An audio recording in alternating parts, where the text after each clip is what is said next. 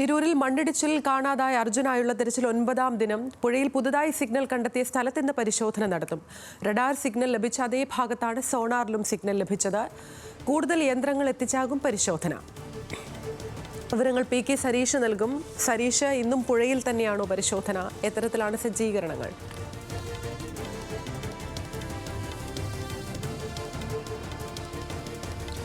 കരസേനയുടെയും നാവികസേനയുടെയും നേതൃത്വത്തിൽ പുഴ കേന്ദ്രീകരിച്ച് തന്നെയാണ് ഇന്നത്തെ പരിശോധനയും നടക്കുന്നത്.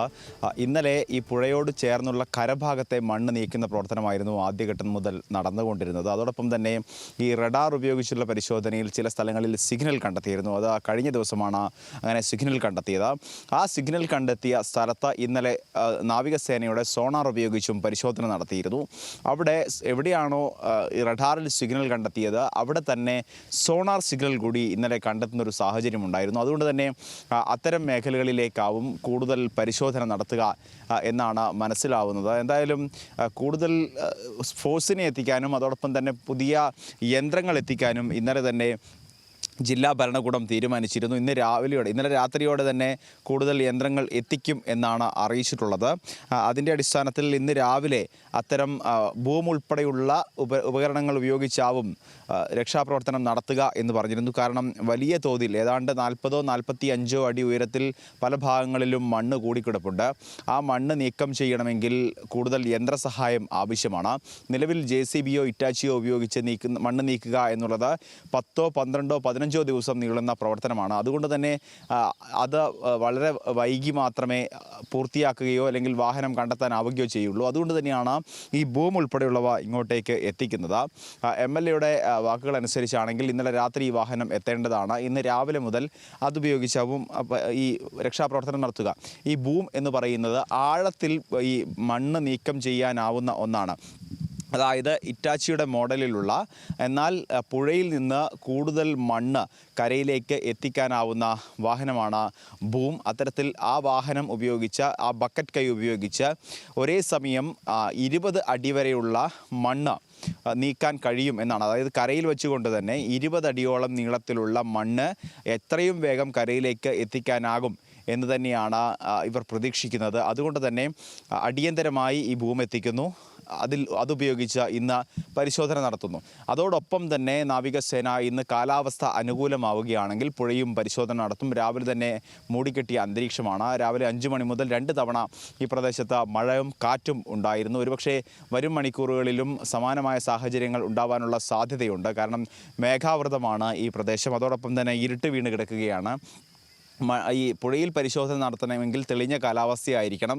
പക്ഷേ ഒരിക്കൽ പോലും, അതായത് ഈ രക്ഷാപ്രവർത്തനം ആരംഭിച്ച് ഈ സമയം പോലും ഒരിക്കൽ പോലും തെളിഞ്ഞ കാലാവസ്ഥ ഉണ്ടായിട്ടില്ല. അതോടൊപ്പം ഈ പുഴയിൽ പരിശോധന നടത്തുമ്പോൾ കലങ്ങിയ വെള്ളമാണ്, ഏതാണ്ട് ചുവന്ന കളറിലുള്ള വെള്ളമാണ് ഇവിടെയെല്ലാം. അതുകൊണ്ട് തന്നെ മുങ്ങൽ വിദഗ്ധർക്ക് മുങ്ങിയുള്ള പരിശോധന നടത്തിയാൽ അവിടെ കാഴ്ച വ്യക്തമല്ല എന്നുള്ളൊരു പ്രതിസന്ധി കൂടി ഉണ്ടായിരുന്നു. അത്തരത്തിലുള്ള പ്രതിസന്ധികളെല്ലാം തരണം ചെയ്തുകൊണ്ടാണ് ഇപ്പോൾ പുതിയ സാങ്കേതിക വിദ്യ ഉപയോഗിച്ച് പരിശോധന നടത്തുന്നത്. അതോടൊപ്പം തന്നെ ഈ ഒരു പ്രധാനപ്പെട്ട ഈ എയർഫോഴ്സൊക്കെ ഉപയോഗിക്കുന്ന, അതുപോലെ തന്നെ പാരാമിലിറ്ററി ഒക്കെ ഉപയോഗിക്കുന്ന ഒരു ഡ്രോൺ ഉപയോഗിച്ചുള്ള പരിശോധനയും ഇന്ന് നടന്നേക്കും എന്നാണ് മനസ്സിലാക്കുന്നത്. ആ ഡ്രോൺ ഉപയോഗിച്ച് പരിശോധന നടത്തുമ്പോൾ വളരെ ആഴത്തിലുള്ള ലോഹാവശിഷ്ടങ്ങൾ പോലും കണ്ടെത്താൻ സാധിക്കും എന്നാണ് മനസ്സിലാക്കുന്നത്. ഇന്നലെ ഈ സോണാർ ഉപയോഗിച്ച് നടത്തിയ പരിശോധനയിൽ ഈ ലോഹത്തിൻ്റെ അംശം തന്നെയാണ് കണ്ടെത്തിയത്. പക്ഷേ അത് വാഹനമാണോ അതോ മറ്റൊരു, അല്ലെങ്കിൽ ഈ റോഡിൻ്റെ ഒരു വശത്ത് ഒരു ടവർ ഉണ്ടായിരുന്നു. ആ ടവർ ഉൾപ്പെടെ ഈ പുഴയിലേക്ക് വരുന്നൊരു സാഹചര്യം ഉണ്ടായിരുന്നു. അപ്പോൾ ഈ വാഹനം തന്നെയാണോ എന്ന ഒരു സ്ഥിരീകരണത്തിലേക്ക് എന്തായാലും എത്തിയിട്ടില്ല. ആ മേഖലയിൽ എവിടെയാണോ സോണാറിൻ്റെയും റഡാറിൻ്റെയും സിഗ്നൽ കണ്ടെത്തിയത് അവിടെ കുഴിച്ച് പരിശോധിക്കുക എന്ന പ്രവൃത്തി തന്നെയായിരിക്കും ഇന്നും നടക്കുക. അതോടൊപ്പം ഈ രക്ഷാപ്രവർത്തകരെ ഈ അകത്തേക്ക് വിടാനുള്ള സാധ്യതയുണ്ടോ എന്നുള്ളൊരു സംശയമാണ് ഇപ്പോഴും നിലനിൽക്കുന്നത്. ഇന്നലെ കഴിഞ്ഞ ദിവസം വരെ ആ രക്ഷാപ്രവർത്തനത്തിൽ പങ്കെടുത്ത ആരെയും, ഈ രഞ്ജിത്ത് ഉൾപ്പെടെയുള്ള ആരെയും ഈ മേഖലയിലേക്ക് കടത്തിവിട്ടിരുന്നില്ല. കാരണം ഈ സൈന്യവും ഒപ്പം തന്നെ സേനയും മാത്രമാണ് ഈ മേഖലയിൽ പരിശോധന നടത്തുന്നത്.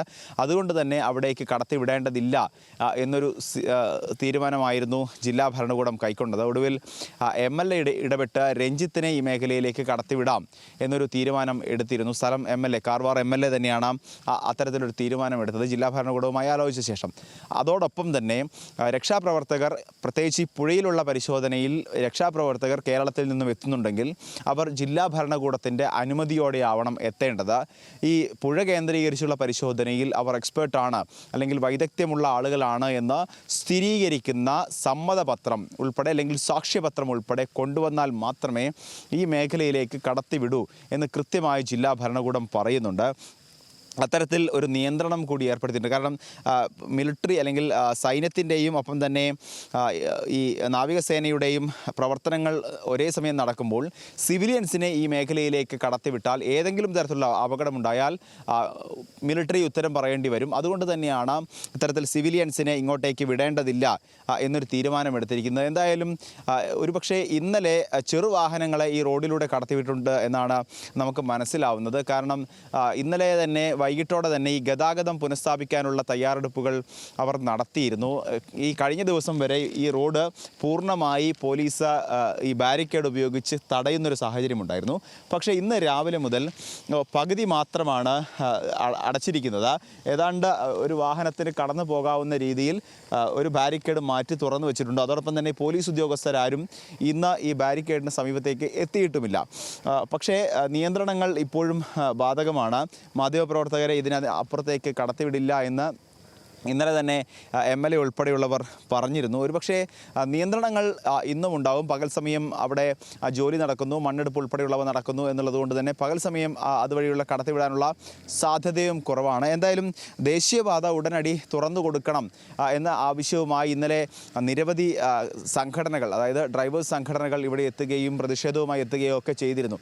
അത്തരത്തിൽ ഒരു ഭാഗത്ത് പ്രതിഷേധം നടക്കുമ്പോൾ മറ്റൊരു ഭാഗത്ത് രക്ഷാപ്രവർത്തനവും പുരോഗമിക്കുകയാണ്. ഇപ്പോഴും അർജുനോടൊപ്പം തന്നെ ലോകേഷ് എന്ന വ്യക്തിയെയും ജഗന്നാഥ് എന്ന വ്യക്തിയെയും കാണാനില്ല എന്നാണ് ഇന്നലെ MLA ഏറ്റവും അവസാനമായി പറഞ്ഞത്. ഇന്നലെ ഒരു മൃതദേഹം, ഒരു സ്ത്രീയുടെ എന്ന് സംശയിച്ചിരുന്ന ഒരു ജീർണാവസ്ഥയിലായിരുന്ന മൃതദേഹം കണ്ടെത്തിയിരുന്നു. അത് സന്ന ഹനുമന്തപ്പയുടേത് എന്ന് സ്ഥിരീകരണത്തിലേക്ക് എത്തിയിരിക്കുകയാണ്. MLA തന്നെയാണ്, സ്ഥലം MLA തന്നെയാണ് ഈ കാര്യം, ഈ കാണാതായ സ്ത്രീയുടേത് മൃതദേഹം തന്നെയാണ് ഇത് എന്ന സ്ഥിരീകരണത്തിലേക്ക് എത്തിയത്. അതോടൊപ്പം തന്നെ ഈ പരിശോധനയിൽ അല്ലെങ്കിൽ ഈ ദ്രുതകർമ്മ സേനയ്ക്ക് ശരീരത്തിന് താഴേക്കുള്ള കാൽഭാഗമുള്ള അല്ലെങ്കിൽ മനുഷ്യ ശരീരത്തിലെ ഭാഗങ്ങൾ ഇത്തരത്തിൽ ലഭിച്ചിരുന്നു.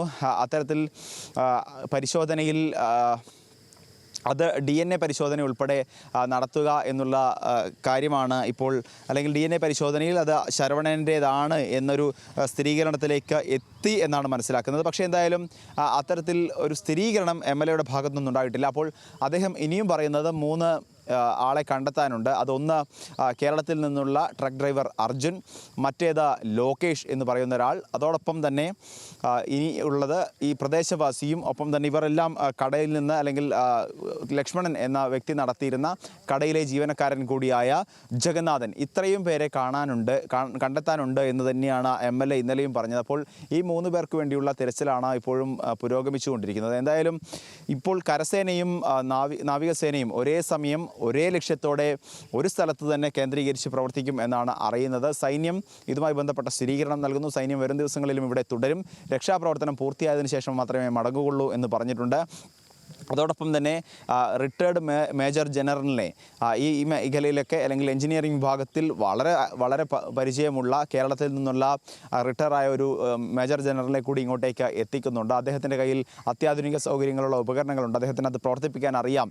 നേവി ഏവിയേഷൻ വകുപ്പിൻ്റെ ഒക്കെ അനുമതിയോടുകൂടി ആ യന്ത്രങ്ങൾ ഇവിടെ എത്തിച്ച് പരിശോധന നടത്തും. അതിൽ കൃത്യമായി ഈ മണ്ണിനടിയിൽ എന്തൊക്കെയാണുള്ളത് എന്ന് കൃത്യമായി കണ്ടെത്താനാകും എന്ന് തന്നെയാണ് അദ്ദേഹം പറഞ്ഞത്, അല്ലെങ്കിൽ MLA പറഞ്ഞത്. അപ്പോൾ തീർച്ചയായും അത്തരത്തിലുള്ള സേവനം കൂടി കൊണ്ടുവരുമ്പോൾ, അത്യാധുനിക സൗകര്യങ്ങൾ അല്ലെങ്കിൽ ഉപകരണങ്ങൾ കൊണ്ടുവരുമ്പോൾ തീർച്ചയായും ഇന്ന് ഒരു പ്രതീക്ഷ കൂടി കൂടുകയാണ്. കാരണം MLA ഇന്നലെ അവസാനമായി പറഞ്ഞ വാക്ക്, എനിക്ക് ഒരു ദിവസം കൂടി തരൂ, അതായത് ഇന്ന് കൂടി എനിക്ക് തരൂ. ഞാൻ ഉദ്ദേശിക്കുന്നത് പോലെയാണെങ്കിൽ, ഞങ്ങൾ കരുതുന്നത് പോലെയാണെങ്കിൽ ആ വാഹനം ഇന്ന് തിരിച്ചെടുക്കാനാകും എന്നുള്ള പ്രതീക്ഷ തന്നെയാണ് MLA ഇന്നലെ ബാക്കി വെച്ചത്. അതുകൊണ്ട് തന്നെ ഇന്ന് രാവിലെ മുതൽ വലിയ പ്രതീക്ഷയുണ്ട്. ഇന്നലെ ഏതാണ്ട് 10 അടിയോളം മണ്ണ് അവിടെ നിന്നും നീക്കി എന്നാണ് മനസ്സിലാവുന്നത്. അങ്ങനെയെങ്കിൽ ഈ പുതിയ മെഷീനറികൾ കൂടി എത്തിക്കുമ്പോൾ കൂടുതൽ മണ്ണ് ഒരേ സമയം നീക്കാനാവും. ആ നീക്കുന്നതിനനുസരിച്ച് കൂടുതൽ പ്രതീക്ഷകളും ഉണരുകയാണ്. സരീഷ്, നദിക്കരയിൽ നിന്ന് ഏകദേശം 40 മീറ്റർ അകലെയാണ് ഈ സോണാർ സിഗ്നൽ ലഭിച്ചതെന്നാണ് മനസ്സിലാകുന്നത് ഇന്നലെ. ഇന്നിപ്പോൾ കര നാവികസേനകൾ സംയുക്തമായി തെരച്ചിൽ നടത്താനാണോ തീരുമാനം? തിരച്ചിലിനുള്ള എന്തെങ്കിലും ക്രമീകരണങ്ങളായോ? തിരച്ചിൽ ആരംഭിച്ചോ? സരീഷ്.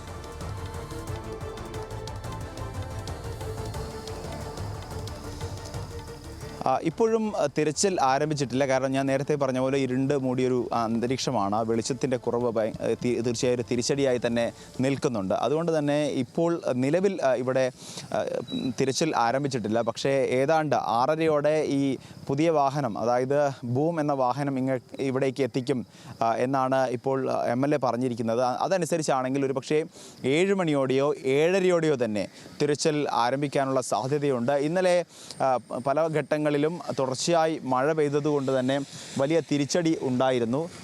ഈ രക്ഷാപ്രവർത്തകർക്ക് പുഴയിലേക്ക് ഇറങ്ങാനുള്ള പ്രതിസന്ധി ഉണ്ടായിരുന്നു. അത്തരത്തിൽ നിരവധി പ്രശ്നങ്ങൾ ഇന്നലെ നിലനിന്നിരുന്നു. പക്ഷേ ഇന്ന് കാലാവസ്ഥ അനുകൂലമാവുകയാണെങ്കിൽ 2 മേഖല കേന്ദ്രീകരിച്ചുമുള്ള പരിശോധനകൾ ഒരേ സമയം നടത്തും എന്ന് തന്നെയാണ് പറയുന്നത്. അതായത് കരയിലും ഒപ്പം തന്നെ വെള്ളത്തിലുമുള്ള പരിശോധനകൾ എന്തായാലും ആരംഭിക്കും. ഇപ്പോൾ പോലീസ് സംഘങ്ങൾ ഈ മേഖലയിലേക്ക് എത്തിയിട്ടുണ്ട്. വീണ്ടും അവർ റോഡ് അടച്ച് ഉള്ള പ്രവർത്തനത്തിലേക്ക് കടക്കണം. അതായത് അവിടേക്ക് വാഹനങ്ങൾ കടത്തിവിടേണ്ടതില്ല എന്ന തീരുമാനം വീണ്ടും ഉണ്ടായിട്ടുണ്ട്. എന്തായാലും കരസേനയും നാവികസേനയും ഒരുപോലെ ഈ മേഖലയിലേക്ക് പ്രവർത്തിക്കുന്നു. ഇന്ന് വളരെ പ്രതീക്ഷയോടെ MLAയുടെ വാക്കുകളെടുത്താൽ വളരെ പ്രതീക്ഷയോടെ ഒരു ദിവസം കൂടി തുടങ്ങുകയാണ്. ശരി, അർജുനായുള്ള തിരച്ചിൽ ഇന്നും ഗംഗാവലി നദിയിൽ തുടരും. ലോഹഭാഗങ്ങളുണ്ടെന്ന് സോണാർ സിഗ്നൽ കിട്ടിയ ഭാഗത്ത് ആധുനിക ഉപകരണം ഉപയോഗിച്ചുള്ള പരിശോധന നടത്താനാണ് തീരുമാനം.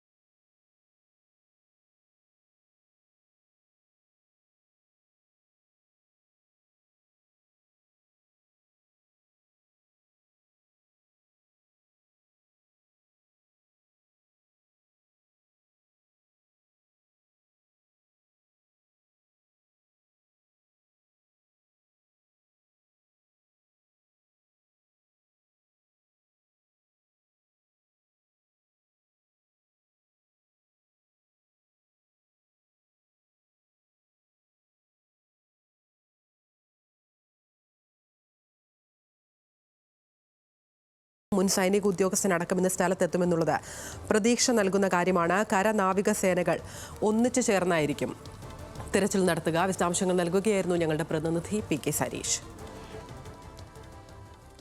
ഷിരൂരിൽ ഇപ്പോൾ നടക്കുന്ന രക്ഷാപ്രവർത്തനത്തിൽ തൃപ്തരാണെന്ന് മണ്ണിടിച്ചിലിൽ കാണാതായ അർജുന്റെ കുടുംബം. അർജുനെ കണ്ടെത്തുന്നതുവരെ ഇതേ രീതിയിൽ തന്നെ തെരച്ചിൽ തുടരണമെന്ന് സഹോദരി അഞ്ജു.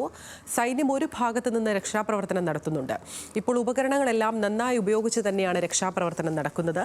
പുതിയ ഉപകരണങ്ങൾ വരുന്നുണ്ട് എന്നതാണ് അറിഞ്ഞത്.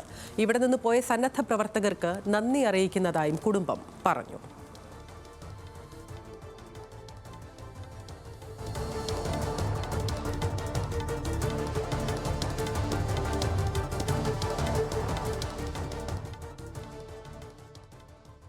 ചലച്ചിത്ര മേഖലയിൽ സ്ത്രീകൾ നേരിടുന്ന ചൂഷണങ്ങളെക്കുറിച്ച് ഹേമ കമ്മിറ്റി തയ്യാറാക്കിയ റിപ്പോർട്ട് സാംസ്കാരിക വകുപ്പ് ഇന്ന് പുറത്തുവിടും. നടപടി സംസ്ഥാന വിവരാവകാശ കമ്മീഷന്റെ നിർദ്ദേശത്തെ തുടർന്ന് പുറത്തുവിടുന്നത് സ്വകാര്യതയെ ബാധിക്കുന്ന വിവരങ്ങൾ ഒഴിച്ചുള്ള റിപ്പോർട്ടിലെ ബാക്കി ഭാഗങ്ങൾ. സ്വകാര്യതയെ ബാധിക്കുന്ന വിവരങ്ങൾ സെക്ഷൻ 10 പ്രകാരം വേർതിരിച്ച് ഹേമ കമ്മിറ്റി റിപ്പോർട്ടിലെ ബാക്കി മുഴുവൻ ഭാഗവും നൽകാനായിരുന്നു കമ്മീഷന്റെ നിർദ്ദേശം. ഏതൊക്കെ ഭാഗങ്ങളാണ് ഒഴിവാക്കുന്നത് എന്നുള്ള വിവരം വിവരാവകാശ നിയമപ്രകാരം അപേക്ഷ നൽകിയ മാധ്യമങ്ങളെ സാംസ്കാരിക വകുപ്പ് അറിയിച്ചിട്ടുണ്ട്. സിനിമാ രംഗത്തെ വനിതകളുടെ കൂട്ടായ്മയായ വിമൻ ഇൻ സിനിമ കളക്റ്റീവ് മുഖ്യമന്ത്രിക്ക് സമർപ്പിച്ച നിവേദനത്തിന്റെ അടിസ്ഥാനത്തിലാണ് കമ്മിറ്റിയെ നിയോഗിച്ചത്. 2017 നവംബറിൽ പ്രവർത്തനം ആരംഭിച്ച ഹേമ കമ്മിറ്റി 2019 റിപ്പോർട്ട് സർക്കാരിന് സമർപ്പിച്ചത്. വിവരാവകാശ നിയമപ്രകാരം പല